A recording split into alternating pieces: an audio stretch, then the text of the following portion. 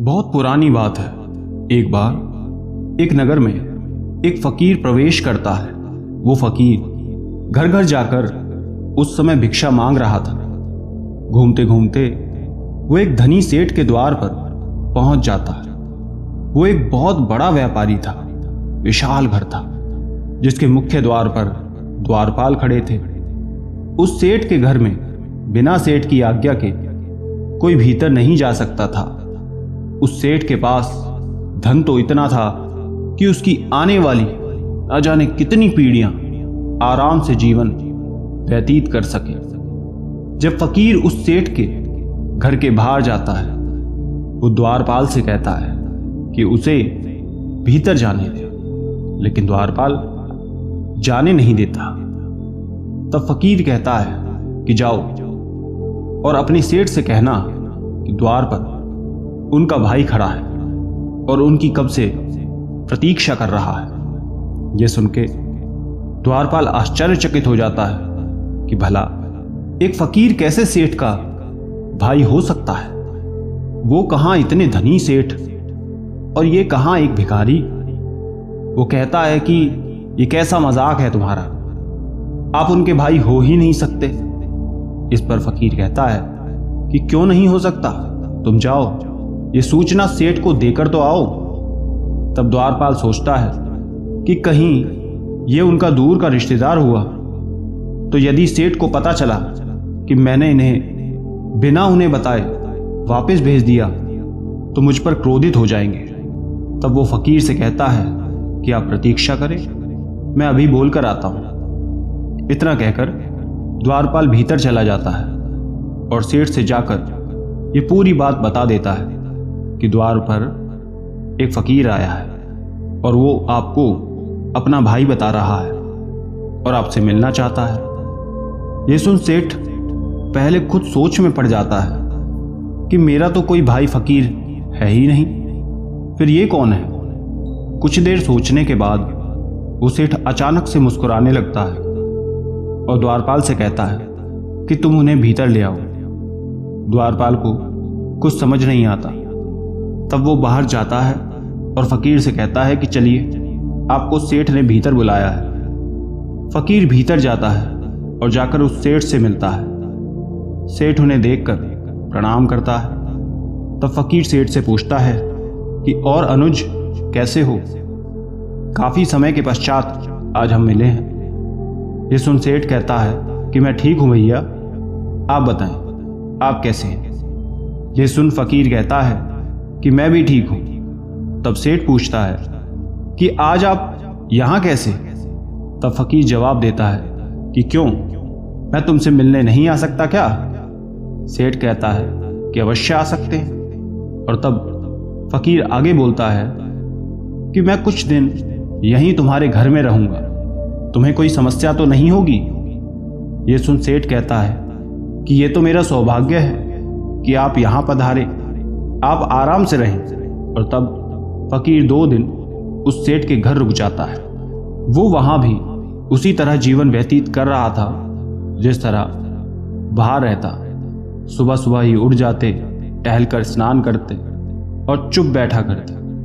सेठ के नौकर जब उसे भोजन करने के लिए बुलाने के लिए जाते, तब भोजन परोसते समय ये सोचते कि शायद ये भीखू ने कभी ऐसा भोजन किया ही नहीं होगा, आज ये देखना कैसे खाएगा। लेकिन ऐसा नहीं होता। वो फकीर उस भोजन को बिल्कुल शांति से करता है। उसे कोई फर्क नहीं पड़ता कि वो अच्छे अच्छे व्यंजन खा रहा है या सूखी रोटी। उसे पूरी शांति से ग्रहण करता है, संतोष के साथ। ये देख सेठ की पत्नी समेत द्वारपाल और अन्य सभी लोग काफी हैरान होते और ऐसे ही देखते देखते 2 दिन निकल जाते हैं। एक दिन सुबह सुबह सेठ और फकीर बैठकर बात करने लगते हैं। तब सेठ फकीर से पूछता है कि उसका सब कैसा चल रहा है। तब फकीर उत्तर देते हुए कहता है कि ठीक नहीं है। सेठ पूछता है कि लेकिन क्यों। तब फकीर कहता है कि जिस महल में मैं रहता था वो अब काफी पुराना हो चुका है, उसकी दीवार खराब हो गई है घर पूरा जर्जर हो गया है, वो कब गिर जाए नहीं जानते। मेरे इतने सारे नौकर भी काम छोड़कर चले गए हैं क्योंकि वो वहाँ पे काम करना नहीं चाहते। मेरी रानियाँ भी वृद्ध हो गई हैं, भला वो काम कैसे करेंगी, समस्या बढ़ गई है। ये सब सुनते ही सभी लोग हैरानी से भर जाते हैं कि भला ये फकीर ये सब क्या कह रहा है। यदि ये इतना ही धनी है तो इस तरह क्यों रह रहा है। ये सब प्रश्न सभी के भीतर चल रहे थे। ये सुनते ही सेठ ने अपने पास से 50 सोने के सिक्के दिए। ये देख फकीर कहता है कि ये कम है। तब सेठ कहते हैं कि इस बार व्यापार में मुनाफा कम हुआ है, अगली बार अवश्य अधिक दे दूंगा, अभी इतना ही रख लें, मेरी विनती है आपसे। सेठ की बात पर फकीर उत्तर देता है कि यदि ऐसी बात है तो आप मेरे साथ चलें। सेठ पूछता है कि कहाँ लेके। तब फकीर कहता है कि यहाँ से मीलों दूर, बिल्कुल दूर, 7 समंदर पार, वहाँ सोने की खदानें हैं। वहाँ मेरे जैसे ही कदम पड़ेंगे अवश्य ही वहाँ के समंदर भी सूख ही जाएगा, क्योंकि मेरे कदमों की शक्ति आप देख ही चुके हैं। ये सुनते ही सेठ मुस्कुराने लगते हैं और फकीर द्वारा बोले गए इन शब्दों को सुनते ही अपनी तिजोरी से 50 और अधिक सोने के सिक्के दे देते हैं। वो समझ जाता है कि फकीर ने क्या कहा। अब उस फकीर पर 100 सोने के सिक्के हो जाते हैं। तब सेठ कहता है कि क्या इतना काफी है। फकीर कुछ नहीं कहता और वहां से लौट जाता है। ये पूरी घटना देख अब तक वो द्वारपाल और सेठ के अन्य परिवार के सदस्य हैरान हो जाते हैं कि पिछले 2 दिन से ये सब क्या चल रहा था। किसी को कुछ समझ नहीं आ रहा था। तब सेठ की पत्नी कहती है कि क्या आप हमें विस्तार से कुछ बताएंगे, ये सब क्या हुआ और ये कौन से भाई थे, आज से पहले मैं इनसे कभी नहीं मिली। तभी द्वारपाल कहता है कि और आपने इन फकीर को भला इतना सोना क्यों दिया, इसने निश्चय ही आपको ठगा है। आप कैसे इसकी बातों में आ गए। ये सब सुन सेठ बैठ जाता है और हंसने लगता है। ये देख पत्नी पूछती है कि आपको इस समय हंसी क्यों आ रही है, हमारा इतना नुकसान हो गया, क्या आपको कुछ समझ नहीं आ रहा। ये सुन सेठ कहता है कि मुझे सब समझ आया, लेकिन तुम्हारी नासमझी पर हंसी आ रही है। पत्नी पूछती है कि क्या अर्थ है इस बात का। तब सेठ कहता है कि मैं कहीं से नहीं ठगा गया। दरअसल उस फकीर के हर एक शब्द का अर्थ अलग था जो तुम नहीं समझे। उसके जर्जर महल का अर्थ उसका घर नहीं बल्कि शरीर था, जिसे वो कह रहा था कि अब वो वृद्ध हो गया है और अब उस शरीर को पहले की तरह चलाना संभव नहीं है। नौकरों से अर्थ उसके दांतों से था जो कि टूट गए हैं, और कुछ रानी अर्थात उसकी 5 इंद्रियां हैं जो कि अब पहले की तरह नहीं चल रही हैं। और अंत में जो उसने मुझसे जिस समुंदर का जिक्र किया है उसका अर्थ है कि जैसे ही प्रवेश लिया मेरे घर में पैसे की कमी आ गई, तभी मैंने उसे कम सिक्के दिए, जबकि मैं उसे और अधिक सिक्के दे सकता हूं। अर्थात मैं सिक्के देने में कंजूसी कर रहा हूं, इतना धनी होने के बाद भी। इसलिए उसने ये कहा क्योंकि मेरी हैसियत अधिक देने की है। उसके हर शब्द का ये अर्थ था। और तभी उस फकीर की बुद्धिमानी देख मुझे प्रसन्नता हुई। उसकी ये होशियारी मुझे भा गई। तभी मैंने उसे अधिक सिक्के दिए हैं। तुम्हारी नज़र में ये फकीर भिखारी था, लेकिन उसमें बुद्धि उतनी थी जितनी तुम और मुझ में नहीं होगी। और तब सेठ की ये सारी बातें सुन उस द्वारपाल को यह एहसास होता है कि कभी भी किसी व्यक्ति को उसके रंग रूप पहनावे से नहीं जांचना चाहिए और ना ही उसकी बुद्धिमत्ता का अंदाज़ा लगाना चाहिए। अधिकतर साधारण दिखने वाले लोग स्वयं के ज्ञान और होशियारी से आगे बढ़ जाते हैं। दोस्तों, इस कहानी से यही सीख मिलती है कि कभी किसी को उसके रंग रूप, पहनावे, उसके ढंग से नहीं परखना चाहिए और ना ही उसके प्रति कोई विचार अपने भीतर स्वयं से तैयार करना चाहिए। व्यक्ति की खूबियां परखो, ना कि उसकी हैसियत। ये कहानी है दो भिक्षुओं की। बौद्ध भिक्षु, जिसमें से एक बूढ़ा था और दूसरा युवा। दोनों शाम को गांव से भिक्षा मांगकर आश्रम लौट रहे थे। आश्रम से कुछ दूर पहाड़ से एक नदी बहती थी। वहीं पर एक जवान स्त्री खड़ी थी। उसे भी नदी पार करनी थी, लेकिन वो उसे पार करने में डर रही थी। वो उस नदी की गहराई से अनजान थी।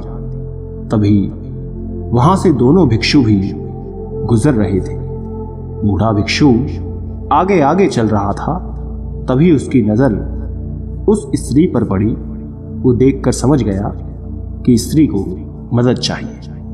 उसने सोचा कि वो जाकर उसे नदी पार करा दे। लेकिन जैसे ही स्त्री के हाथ को छुआ, उसके अंदर वर्षों की बसी वासना जाग गई थी। स्त्री को छूते ही उसका कण कण कांपने लगा। उसने 30 साल से किसी स्त्री को छुआ तक नहीं था। उस स्त्री को छूने के नाम से ही उसके मन में कई तरह के ख्याल और वासना आ रही थी। तभी उसने सोचा कि छी छी, ये कैसी गंदी बात सोच ली। मेरी इतनी सालों की साधना भंग हो जाएगी।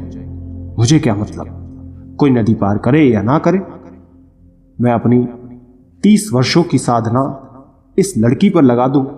बिल्कुल नहीं। ये सोच उसने आंखें बंद कर ली। लेकिन वो जवान स्त्री तो उसे आंखें बंद करने पर भी दिखाई दे रही थी, क्योंकि भिक्षु की सोई हुई वासना जाग गई थी।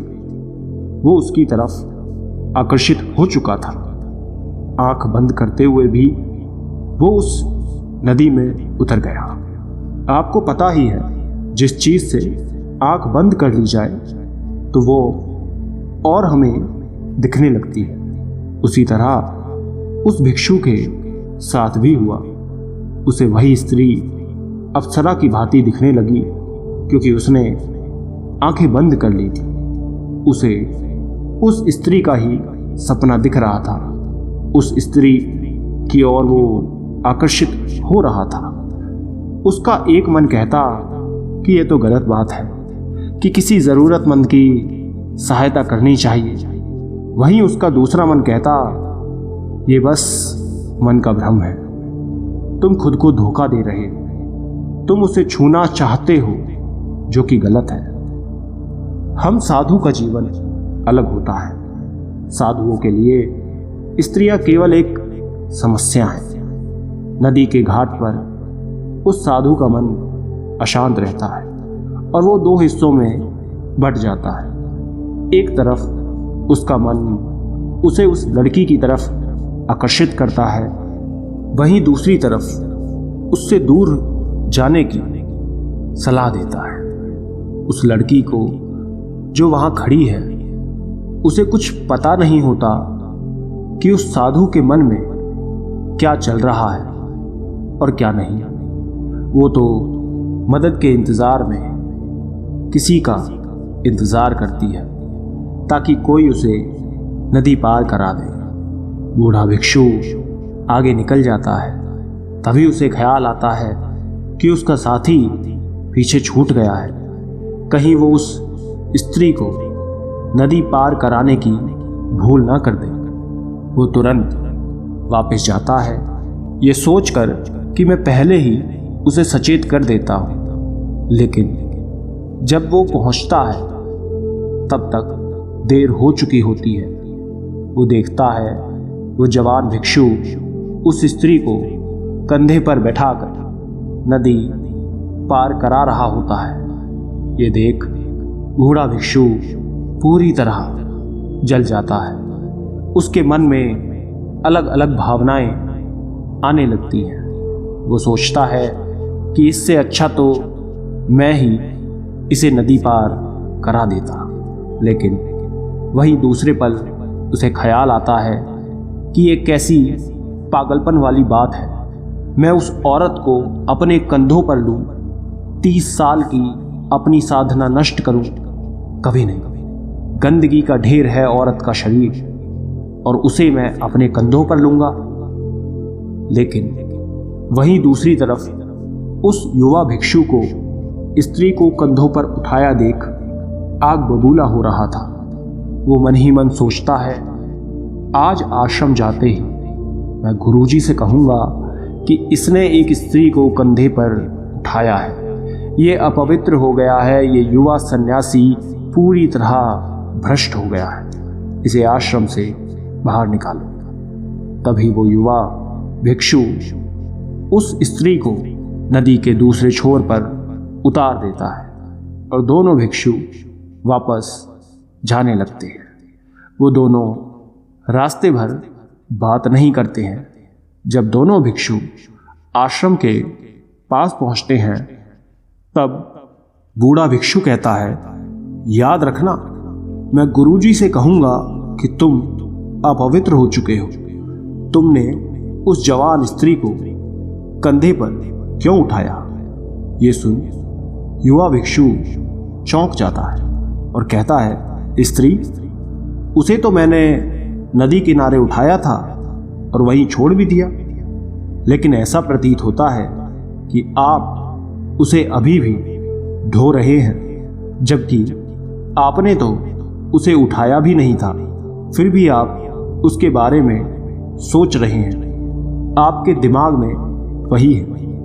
मैं पिछले कुछ देर से देखकर सोच रहा था कि आप किसी ध्यान में खोए हुए हैं, लेकिन आप तो उस औरत को नदी पार करा रहे थे अपने मन ही मन में। दोस्तों, इसी तरह से हम उन्हीं पुरानी बातों को, चीज़ों को ढोते रहते हैं, जो गलतियां हम करते हैं, जिनको लेकर हमारे अंदर लड़ाई चल रही होती है और हमें मालूम तक नहीं होता कि हम पुरानी मानसिक सोच को लेकर चल रहे हैं। हम ये देख ही नहीं पाते कि हमारे साथ क्या चल रहा है।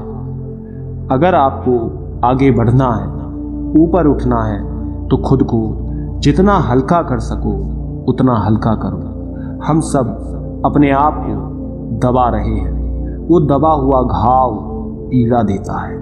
उस घाव के कारण हमें वो चीज़ें दिखाई देने लगती हैं जिनकी लड़ाई हमारे भीतर चल रही होती है। सारा संसार दर्पण मात्र बन जाता है। ये दमन की लंबी धारा, ये दबाव हमारे व्यक्तित्व को तहस नहस कर देता है। इसने जीवन के सारे सूत्रों को जहर से भर दिया है, जो हमें बर्बाद कर देते हैं। इसलिए हम आपसे कहना चाहते हैं कि खुद को हमेशा दबाव से बचाएं, हल्का बनाएं, खुद को ऊपर उठाएं, क्योंकि दमन से भरा हुआ इंसान खुद को कभी जान नहीं पाता।